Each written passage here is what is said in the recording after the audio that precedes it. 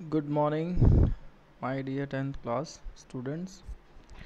Today we are going to start the revision of the topic national development. In previous class, we learn about different goals, different income goals, and similar topics. So, come now to next topic national development. Yes, national development. Uh, Likely every individual has its development goal and their mixed goals with similar to income. So if we talk about this scenario in a very vast level or a country level, we find some other things. Let's discuss. Yes, as we have seen above, individuals seek different goal. मतलब अपने अपने person की आपकी मेरी अलग अलग different goals होते हैं और हम उसी अकॉर्डिंग अपनी चीज़ें देखते हैं, सेटअप करने की कोशिश करते हैं, अपना डेवलपमेंट हम उसमें ढूंढते हैं। अगर ठीक तरह उसी then their notion of national development, अब जो वैसे तो नोशन डेवलपमेंट के लिए यूज़ होता है, अब अगर हम अपने उसी तरह के डेवलपमेंट की बात करें जो कि नेशनल डेवलपमेंट की है, is also likely to be different. वो कुछ डिफरेंस है, मैंने कहा ना, वो अगर वास्ट लेवल पे आप जाएं तो चीज़ें आएंगी तो बहुत सारी आपको सिमिलरी, बट आप बहुत सारी चीज़ नई इंट्रोड्यूस करते हुए देखेंगे, क्योंकि वहाँ इंडिविजुअल की बात नहीं होगी। तो डिफरेंस सबसे पहला ये है, वहाँ पूरा नेशनल की बात होगी। वहाँ इंडिविजुअल जॉब सिक्योरिटी या रिसोर्स की बात नहीं होगी, वहाँ पूरा कलेक्टिवली एक नेशन की बात होगी। Discuss among your self on what India should do for development. और हम भी हाँ, सबसे मेन बात मैंने कहा ना नेशन की, तो डिस्कशन इस चीज़ पे कि हाँ, मतलब इंडिया को किस तरह से डेवलप होना चाहिए, इंडिया की किस तरह से चीज़ें बहुत ओवरऑल फ्लोरिश होनी चाहिए। Most likely you have find that different students and have a different answers to above question. अब इस क्वेश्चन को अगर आप बात करें तो आपको आंसर भी अलग अलग मिलेंगे, ठीक है। In fact you might yourself think of many different answers and not to be sure of any of this. आप भी अपने मन में ऐसे बहुत सारे सवाल और इस तरह डिफरेंट डिफरेंट आंसर ले आएंगे, लेकिन आप श्योर नहीं होंगे किसी एक चीज़ पे आके, क्योंकि आप जब देखेंगे कि हाँ, ये तो बहुत सारी चीज़ों को लेके डेवलपमेंट की बात होती है, तो मे बी कि किसी दूसरे का आंसर भी उससे डिफरेंट हो। आप समझ रहे हैं, वो उस चीज़ पे श्योर ना हो जिस पे आप श्योर हो। तो जब ये हेडिंग आया इस तरह से, तो हेडिंग में कंक्लूजन क्या निकल के आया होगा? It is very important to keep in mind that different persons could have different as well conflicting notions of countries development. ये कंक्लूजन है कि ये चीज़ आप अपने ध्यान में ज़रूर रखें कि डिफरेंट डिफरेंट पर्सनस होंगे तो उनके डिफरेंट डिफरेंट कंट्री के डेवलपमेंट के लिए डिफरेंट डिफरेंट नोशंस भी होंगे, कॉन्फ्लिक्ट भी होंगे। यानी मेरे और आपके बीच आप बात करें कि मातृभाषा में पढ़ाई होनी चाहिए, वो कहें नहीं इंग्लिश आज के टाइम पे बेस्ट है, इंग्लिश सब पढ़ रहे हैं, ठीक है इंग्लिश पढ़ रहे हैं, बट मातृभाषा को अगर आप बढ़ावा देंगे तो मोर लाइकली टू बी बहुत ज़्यादा अच्छे से चीज़ें इंट्रोड्यूस हो जाएँ, हर एजुकेशन में उसको लाया जाए। तो आप कहते हैं कि मातृभाषा में पढ़ने दीजिए, हम कहते हैं इंग्लिश को प्रमोट कीजिए, हमारे हमारे कॉन्फ्लिक्ट हो सकते हैं, yes we know that. But अगर डेवलपमेंट की बात, तो वो पर्सन भी कर रहा है जो हिंदी के लिए बोल रहा है, वो भी कर रहा है जो इंग्लिश के लिए भी बोल रहा है, क्योंकि हम mode of medium, mode of education, higher education, availability of language की बात कर रहे हैं, ठीक है। तो अलग अलग होता है, ये आप हमेशा ध्यान रखें। However can all the ideas consider equally important. हाँ, कई बार ऐसा लग सकता है कि आइडियाज़ इक्वली इम्पोर्टेंट है, और अब there are conflict how does one decide, और ये भी कॉन्फ्लिक्ट होता है कि कोई एक चीज़ कैसे डिसाइड हो। ऐसे बहुत सारी चीज़ें होती हैं, ठीक है। National development means thinking about this questions. अब अगर नेशनल डेवलपमेंट की बात करें तो ये जितने सारे क्वेश्चन आपके मन में आएंगे इस तरह के, तो इसका मतलब है कि वो सारी की सारी चीज़ें एक ही चीज़ के बारे में है कि आप सोच रहे हैं कि डेवलपमेंट किस तरह से हो और उसका जवाब कैसे मिले आपको। ये एक एग्ज़ाम्पल था, आई थिंक मैंने आपको दिया भी था ये पैराग्राफ करने के लिए। जो लोग करेंगे तो उनको ये जितने क्वेश्चन ऊपर दिए हैं उनको बेनिफिट मिलेगा इस चीज़ का। ये एक्टिविटी है, इजी है, ज़्यादा हार्ड नहीं है।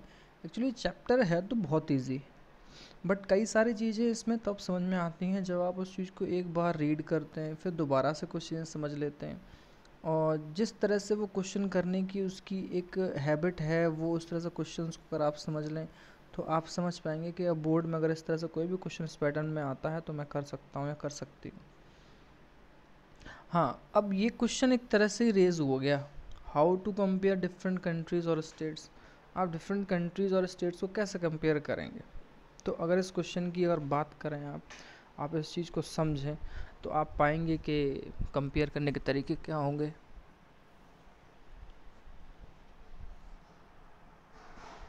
तो ज़रा स्टार्ट करते हैं। You might ask if development can mean different things. How come some countries are generally called developed and other underdeveloped? हाँ, अगर आप देखते हैं कि डेवलपमेंट के अगर मतलब अलग अलग हैं तो जनरली ऐसा क्यों कहा जाता है कि ये डेवलप्ड है, यानी कि बहुत डेवलप हो चुका है, कई सारी अपने रिसोर्सेज को टेक्निकली और अपने यहाँ इकोनॉमिकली स्फेयर में अपनी चीज़ों को डेवलप कर चुका है, तो ओवरऑल वो बहुत आगे निकल गया है। और कुछ कंट्री अंडर डेवलप हैं। तो उससे पहले हम कुछ और चीज़ों को ज़रा समझें क्योंकि वो आपको हेल्प करेंगे इस क्वेश्चन को कि डेवलप और अंडर डेवलप कंट्री में क्या और फ़र्क है। ये आप ज्योग्राफी में भी पढ़ेंगे एक बार। When we compare different things, they could have similarity as well as differences. किसी चीज़ में अगर सिमिलरिटी भी हैं तो उसमें डिफरेंसेस भी।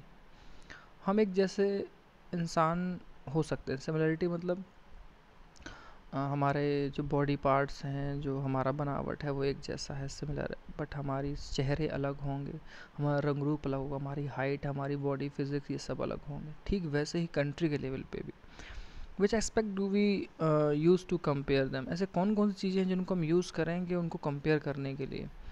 तो एक तरह से क्लास का भी एग्जांपल ले सकते हैं। इसमें जो एग्जांपल दिए हैं हम उन पे बहुत ज़्यादा वर्क नहीं करेंगे, हम वर्क करेंगे उन हेडिंग्स पे जो कि आपका आंसर राइट करेंगी। अब जैसे यहाँ पे एक पैराग्राफ में क्या दिया है, एक क्लास के स्टूडेंट्स हैं, क्राइटेरिया बनाया है कंपैरिजन का, तो आप sports team, debate, music team वगैरह वगैरह कई सारी चीज़ों से लेके उसका कंपैरिजन कर सकते हैं। तो एक कंक्लूजन जो फर्स्ट निकल के आता है, ठीक है, कि how do we do compare among countries और बिटवीन टू कंट्रीज। तो पहला ये आता है कि यूजुअली वी टेक वन और more important characteristics of person and compare them based on this characteristics.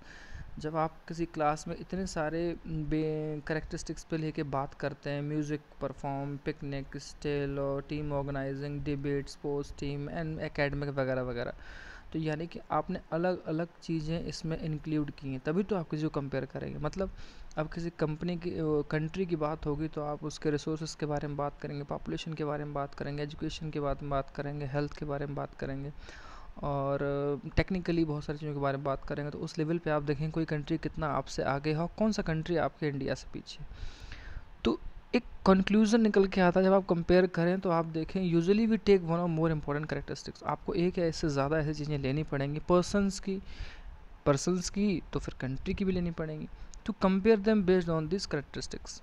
आपको इस तरह के कुछ पॉइंट्स मतलब करने होंगे स्थापित जिस बेस पे आप ये बता सकें कि ये कंट्री डेवलप है, ये कंट्री मोर डेवलप है। Okay, so of course there can be differences about what important characteristics. अंतर भी होंगे, that should form the basis of comparison, जिस बेस पे आपने उस चीज़ को कंपैरिजन करने के लिए बनाया। Friendliness and spirit of cooperation, creativity, marks secure, ऐसी बहुत सारी चीज़ें। अभी ये स्टूडेंट के बारे में ही बात कर रहे हैं, हम उसी चीज़ को कंट्री लेवल पे भी आपको कंपैरेटिवली समझाने की कोशिश कर रहे हैं।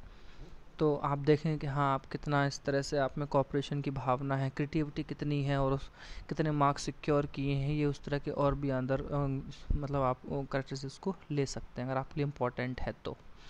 ऐसे ही चीज़ें आप कंट्री लेवल पे भी कीजिए कि लोगों में कितनी भावना है कि वो कोऑपरेशन से काम करना चाहते हैं और एक दूसरे की चीज़ों को फ्रेंडली क्या कहते हैं स्पिरिट से एक्सेप्ट करते हैं। ये बहुत सारी चीज़ें, that is true of development too, यही चीज़ डेवलपमेंट के लिए भी ट्रू है। तो सेकंड क्या आता है, सेकंड है for comparing countries their income is consider to be one of the most important attribute.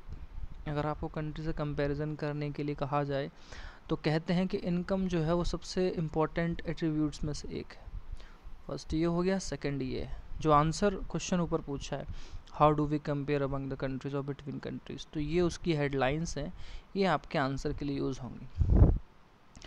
Countries with higher incomes are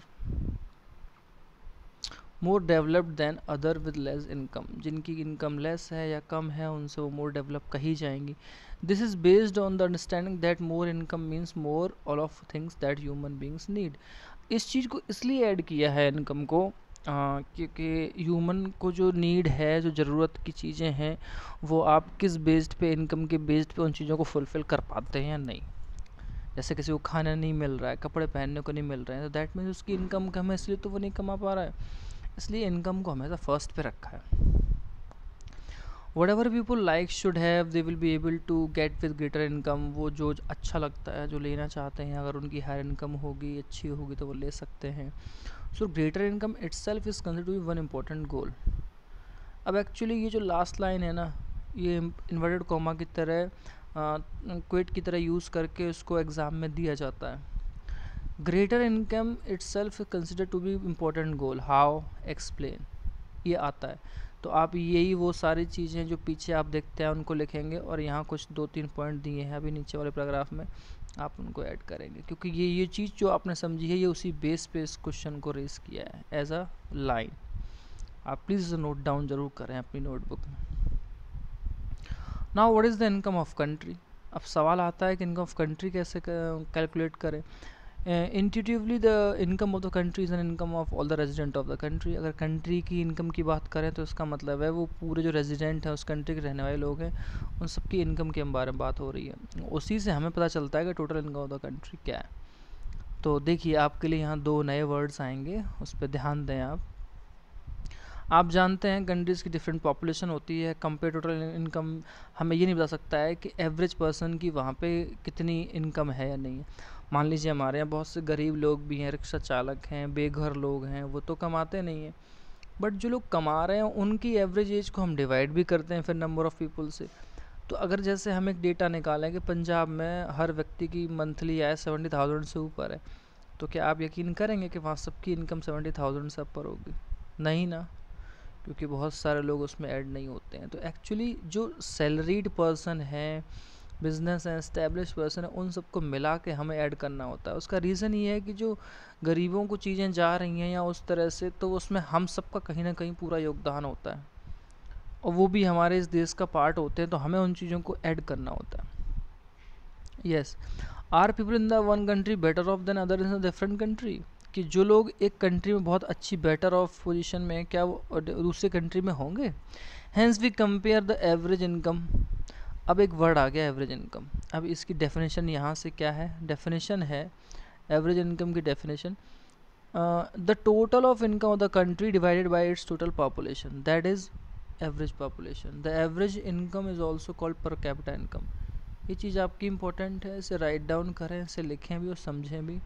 average income को लेके एक बार मल्टीपल चॉइस में क्वेश्चन आया था, और उस क्वेश्चन में ऑप्शन भी थोड़ा अलग ढंग से दिया हुआ था. एक में ऑप्शन इस तरह से था, total income upon total population. तो ये आंसर राइट था. बहुत से बच्चे इस पर लगा के नहीं आए, क्योंकि उसने तो बोला है ना divided by the total population, total income को.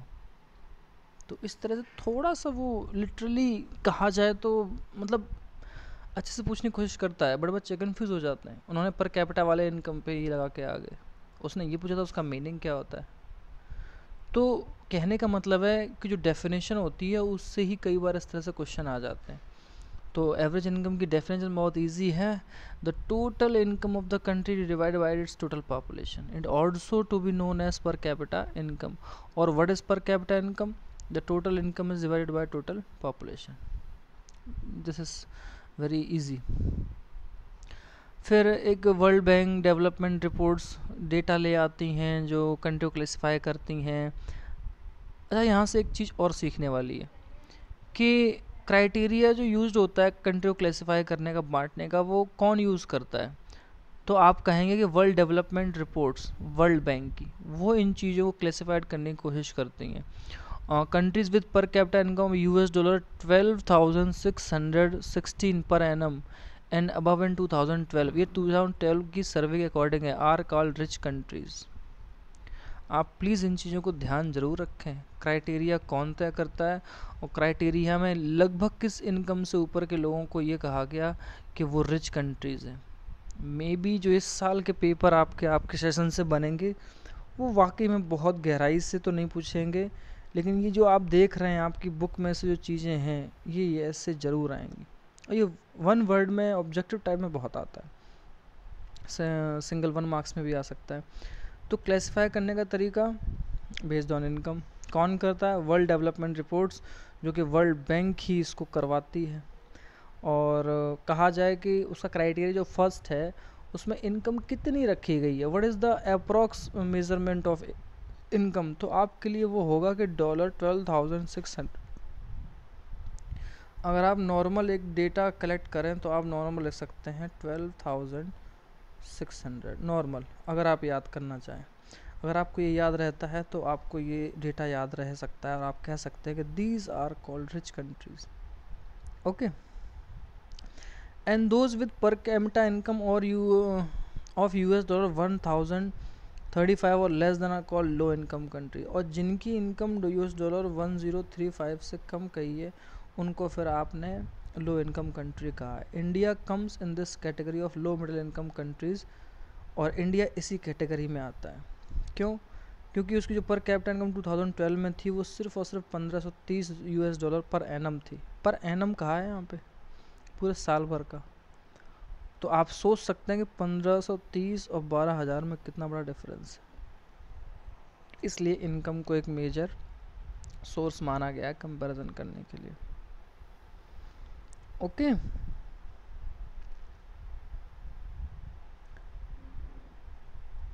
The rich countries excluding countries of middle east and certain other small countries are generally called developed countries. बहुत सारे मिडिल ईस्ट की कंट्रीज़ को, कुछ स्मॉल कंट्रीज़ को इसमें शामिल नहीं किया गया, क्योंकि कई बार हम उनको सिर्फ डेवलप्ड कंट्रीज़ कह देते हैं, इसलिए उनको इस चीज़ से बाहर रखा गया। यहाँ पे दिया भी हुआ है, ठीक है। अगर आप इस पूरे पैराग्राफ को समझने की कोशिश करेंगे तो ये टेबल बहुत इंपॉर्टेंट है आपके लिए कंपैरिजन करने के लिए। एवरेज इनकम अगर आपको समझना है तो आपको कुछ चीज़ें समझनी होंगी।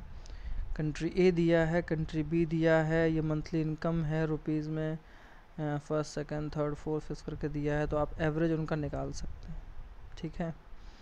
और ये चीज़ बड़ी अच्छी है। और सबसे अच्छी बात क्या है, अगर आप इस पूरे पैराग्राफ को यहाँ से पढ़ेंगे, यहाँ पे लाएंगे, तो इस पूरे पैराग्राफ में सिर्फ इस चीज़ का एक्सप्लेनेशन दिया है।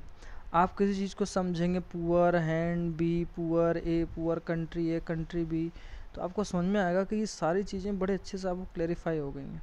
ये ठीक वैसे ही है जैसे अभी आपने ऊपर पढ़ा उसको, ठीक है। ओके,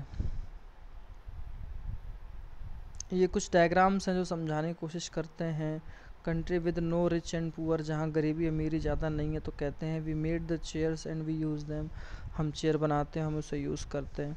और country with rich and poor, जहाँ गरीबी अमीरी ज़्यादा है, तो देखो 4 कुर्सी पे अकेला लेटा है और वहाँ 2 कुर्सी पे 4 बैठे। We made the chairs and he took them, तो वहाँ ये कहा जा रहा है कि हमने चेयर बनाई लेकिन वो हमसे ले गया, क्योंकि वो अमीरी वहाँ बहुत ज़्यादा है और गरीबी कम, वो सॉरी गरीबी ही बहुत ज़्यादा है, अमीरी कम है।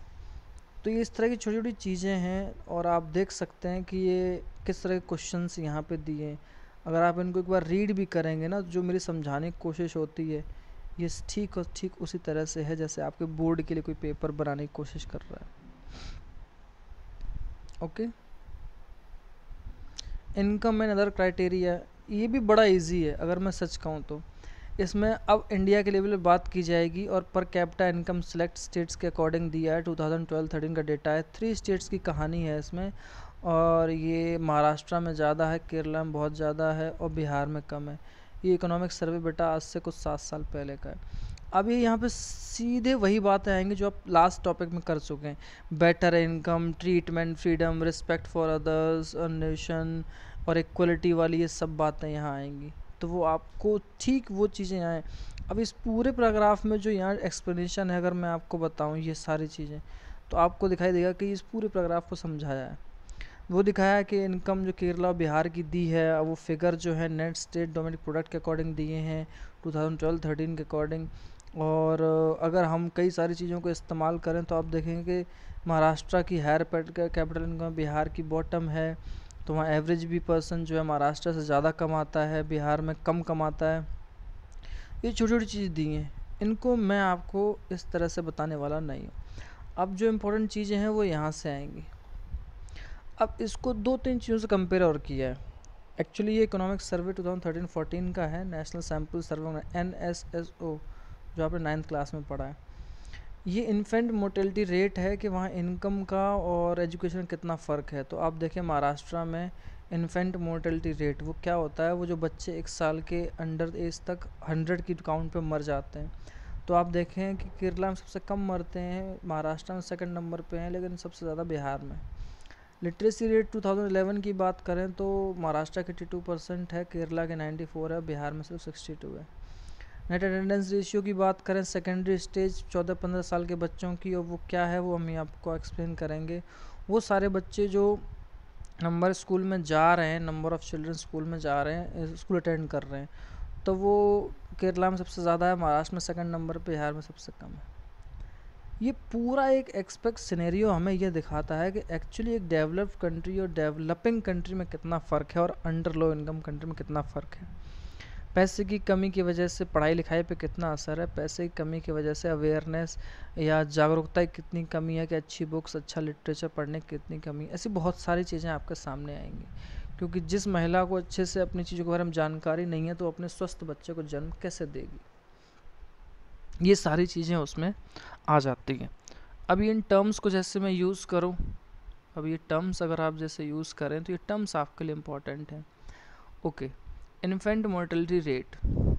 तो अगर आप बात करें इस चीज़ की, इस चीज़ में एक चीज़ और ध्यान रखें, क्वेश्चंस कई बार थोड़ा डीपली पूछ लेता है कि IMR इंडिकेट करता है नंबर ऑफ़ चिल्ड्रन की जो डाई हो जाते हैं under the age of 1 year and proportion of 100 live children उस पर्टिकुलर ईयर में। मान लीजिए 2013-14 में 100 बच्चे जन्म लिया, तो उसमें कितने बच्चे एक साल के अंडर की एज में मर जाते हैं। एक्चुअली इससे लेके एक छोटा क्वेश्चन ये आया है कि MIR में जो डेटा यूज़ होता है वो कितने साल तक के बच्चों के लिए यूज़ होता है। तो एक ऑप्शन था 1, एक था 2, एक था 1.5 और एक था 4। तो उसमें आपको 1 ईयर ही याद रखना है। ऐसे छोटे छोटे क्वेश्चन मल्टीपल चॉइस में भी आए। लिटरेसी रेट तो आप सब जानते हैं कि प्रपोर्शन उन लिटरेट पॉपुलेशन का जो 7 एंड अबव एज ग्रुप की है। तो इसमें भी क्वेश्चन आया कि लिटरेसी रेट में कितने साल तक के बच्चों को ऐड किया है, तो उसमें आप लिखेंगे 7 and other age group, 7 and above age group, sorry, कि 7 साल के बच्चों से और उसके एज के अबव बच्चों को उसमें ऐड किया है लिटरेसी रेट वाले। नेट अटेंडेंस रेशियो में भी यही बात है कि 14 ईयर्स के बच्चे जो अटेंड स्कूल कर रहे हैं और सेम एज ग्रुप में total number of chilled age group का निकाला जाता है, उसको नेट अटेंडेंस रेशियो बोलते हैं। तो ये फिगर याद करना भी या इनको ध्यान रखना आपके लिए बड़ा ज़रूरी है, डेफिनेशन के साथ साथ ये आता है। तो मैं तो सोच रहा था कि इकोनॉमिक्स से आपको 2 चैप्टर देने की, बट मैं कंफ्यूज इसलिए हो गया कि जब सिलेबस ही इतना कम हो गया तो इतना ज़्यादा दिया भी क्यों जाए। क्यों ना आपको एक ही चैप्टर अच्छे से दिया जाए और आप उसमें अच्छे से टेस्ट दे सकें, अच्छे से पढ़ सकें। मैं अगेन एंड अगेन उन चीज़ों को आपको समझाता चला जाता हूँ, तो आप प्लीज़ ध्यान दें, क्लासेस अटेंड करें अच्छे से और कोशिश करें कि आप अपने जो बुक्स हैं उसको रीड भी करें। अब ये वही है, केरला 1000 चिल्ड्रन प्रपोर्शन डाइंग, और वही जो भी आपने टेबल में ऊपर देखा 14 ईयर्स के उसमें ज़्यादा, ये वही टेबल है पूरा जो ये आपने यहाँ पढ़ा। ये पूरी टेबल 1.4 को एक्सप्लेन किया है, आप रीड कर सकते हैं। और जितना अच्छा होगा अगर आप ये कोशिश करें कि आप अपने जो डेटा है उसको देखें, कंपेरिजन करने के लिए टेबल यूज़ करें। पब्लिक फैसिलिटी की बात आती है तो यहाँ ये क्वेश्चन एक राइज होता है बहुत अच्छा, कि money in your pocket can not buy all the goods and services that you may need to live well. आपकी जेब में अगर पैसा है, इसका मतलब ये नहीं है कि जीने के लिए और आपकी सुविधा के लिए जो सारी चीज़ चाहिए वो आप खरीद ही सकते हैं। आप सारी चीज़ें नहीं खरीद सकते। अगर आपको बीमारी हो जाए तो बीमारी से बचने के लिए आप खरीद नहीं सकते। हाँ, आपका इलाज करने के लिए मेडिकल फैसिलिटी मिल सकती है आपको।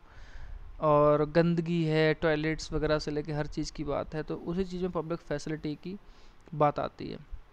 सो आई थिंक मैं वैसे भी बहुत छोटा छोटा करके ही पढ़ा रहा हूँ आपको, बहुत शॉर्ट टॉपिक ले रहा हूँ और पार्ट्स में डिवाइड करके चैप्टर्स को पढ़ा रहा हूँ, जैसे कि स्कूल में पढ़ाया जाता है। तो एग्जैक्टली आज भी वही है। तो आज के लिए हम इतना ही रखेंगे। नेक्स्ट डे हम पब्लिक फैसिलिटी और एक बहुत अच्छा टॉपिक और आएगा आपका, वो है HDR और HDI। ये आता भी है कई बार और आप देखेंगे कि वो कितना अच्छा है आपके लिए। और ये नोट्स में आपके कुछ यहाँ पे सस्टेबिलिटी ऑफ डेवलपमेंट जो आपका ज्योग्राफी में भी आया था, अगर आपको याद हो, ये बड़ी इंपॉर्टेंट चीज़ है, इकोनॉमिक्स में भी है और ज्योग्राफी में भी था। वो दो इंपॉर्टेंट टॉपिक आपके हम कल नेक्स्ट क्लास में करवाएंगे। Okay class, have a nice day, thank you, और अच्छे से पढ़ाई करें।